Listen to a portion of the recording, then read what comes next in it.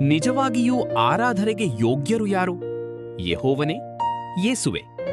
ಬನ್ನಿ, ನಮ್ಮ ಅಭಿಪ್ರಾಯವಲ್ಲ, ಬೈಬಲ್ ಏನು ಹೇಳುತ್ತದೆ ಎಂಬುದನ್ನು ಒಟ್ಟಿಗೆ ನೋಡೋಣ. ಯೇಸು ಮತ್ತು ಯೆಹೋವ ಭಾಗ 5. ಯೆಹೋವನಿಗೆ ಮಾತ್ರ ಸಲ್ಲುವ ಆರಾಧನೆಯನ್ನು ಯೇಸು ಏಕೆ ಸ್ವೀಕರಿಸಿದನು?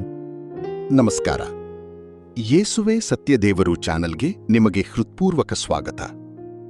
ಕಳೆದ ಭಾಗದಲ್ಲಿ ಮೊದಲನೆಯವನು ಕಡೆಯವನು ಎಂಬ ಬಿರುದು ಹಳೆಯ ಒಡಂಬಡಿಕೆಯಲ್ಲಿ ಯೆಹೋವನಿಗೂ ಹೊಸ ಒಡಂಬಡಿಕೆಯಲ್ಲಿ ಯೇಸುಕ್ರಿಸ್ತನಿಗೂ ಬಳಸಲ್ಪಟ್ಟಿರುವುದನ್ನು ಬೈಬಲ್ ವಚನಗಳ ಮೂಲಕ ಪರಿಶೀಲಿಸಿದ್ದೇವೆ. ಇಂದು ಮತ್ತೊಂದು ಪ್ರಮುಖ ವಿಷಯವನ್ನು ಬೈಬಲ್ನಿಂದಲೇ ಪರಿಶೀಲಿಸೋಣ. ಆರಾಧನೆ ಯೆಹೋವನಿಗೆ ಮಾತ್ರ ಸಲ್ಲಬೇಕು ಎಂದು ಬೈಬಲ್ ಹೇಳುತ್ತದೆ. ಹಾಗಿದ್ದರೆ ಯೇಸುಕ್ರಿಸ್ತರು ಜನರ ಆರಾಧನೆಯನ್ನು ಏಕೆ ಸ್ವೀಕರಿಸಿದರು? ಮೊದಲು ಹಳೆಯ ಒಡಂಬಡಿಕೆಯನ್ನು ನೋಡೋಣ. ಧರ್ಮೋಪದೇಶಕಾಂಡ 6:13. ನಿಮ್ಮ ದೇವರಾದ ಯೆಹೋವನಲ್ಲಿಯೇ ಭಯಭಕ್ತಿಯುಳ್ಳವರಾಗಿರಬೇಕು, ಆತನನ್ನೇ ಸೇವಿಸಬೇಕು, ಆತನ ಹೆಸರು ಹೇಳಿ ಪ್ರಮಾಣ ಮಾಡಬೇಕು. ನಂತರ ಕರ್ತನಾದ ಯೇಸು ಸೈತಾನನ ಶೋಧನೆಯ ಸಮಯದಲ್ಲಿ ಇದೇ ವಚನವನ್ನು ಉಲ್ಲೇಖಿಸುತ್ತಾರೆ. ಮತ್ತಾಯ 4:10. ಸೈತಾನನೇ, ನೀನು ತೊಲಗಿ ಹೋಗು, ನಿನ್ನ ದೇವರಾಗಿರುವ ಕರ್ತನಿಗೆ ಅಡ್ಡಬಿದ್ದು ಆತನ ಒಬ್ಬನನ್ನೇ ಆರಾಧಿಸಬೇಕು ಎಂಬುದಾಗಿ ಬರೆದದೆ. ಇಲ್ಲಿ ಯೇಸು ಸ್ಪಷ್ಟವಾಗಿ ಹೇಳುವುದು ಏನೆಂದರೆ, ಆರಾಧನೆ ದೇವರಿಗೆ ಮಾತ್ರ ಸಲ್ಲಬೇಕು. ಆದರೆ ಮುಂದೆ ಏನಾಗುತ್ತದೆ? ಮತ್ತಾಯ 14:33. ದೋಣಿಯಲ್ಲಿದ್ದವರು ನಿಜವಾಗಿ ನೀನು ದೇವಕುಮಾರನು ಎಂದು ಹೇಳಿ ಆತನಿಗೆ ನಮಸ್ಕರಿಸಿದರು. ಮುಂದೆ ಯೋಹಾನ 9:38. ಅವನು ನಂಬುತ್ತೇನೆ ಸ್ವಾಮಿ ಎಂದು ಹೇಳಿ ಆತನಿಗೆ ಅಡ್ಡಬಿದ್ದನು. ಈ ಎರಡೂ ಸಂದರ್ಭಗಳಲ್ಲಿ ಜನರು ಯೇಸುವಿಗೆ ನಮಸ್ಕರಿಸಿದರು. ಮುಂದೆ ಇಬ್ರಿಯ ಪತ್ರಿಕೆಯನ್ನು ನೋಡೋಣ. ಇಬ್ರಿಯ 1:6. ದೇವರ ದೂತರೆಲ್ಲರೂ ಆತನಿಗೆ ಅಡ್ಡಬೀಳಲಿ ಎಂದು ಹೇಳುತ್ತಾನೆ. ಈಗ ಪರಲೋಕದ ದೃಶ್ಯವನ್ನು ನೋಡೋಣ. ಪ್ರಕಟಣೆ 5:11-14.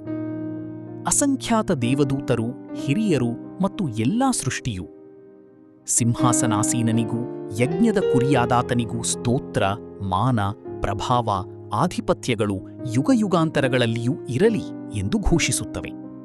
ಇಲ್ಲಿಯವರೆಗೆ ನಾವು ನೋಡಿದ ವಚನಗಳಲ್ಲಿ ಯೇಸುಕ್ರಿಸ್ತರು ಜನರ ಆರಾಧನೆಯನ್ನು ಸ್ವೀಕರಿಸಿರುವುದನ್ನು ಬೈಬಲ್ ದಾಖಲಿಸುತ್ತದೆ. ಆದರೆ ಇನ್ನೊಂದು ಕಡೆ ಗಮನಿಸೋಣ. ಪ್ರಕಟಣೆ 19:10.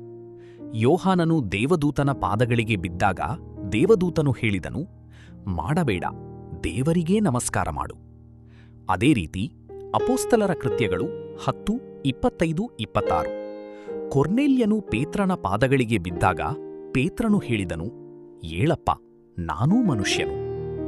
ಮತ್ತೆ ಅಪೊಸ್ತಲರ ಕೃತ್ಯಗಳು 14:11-15.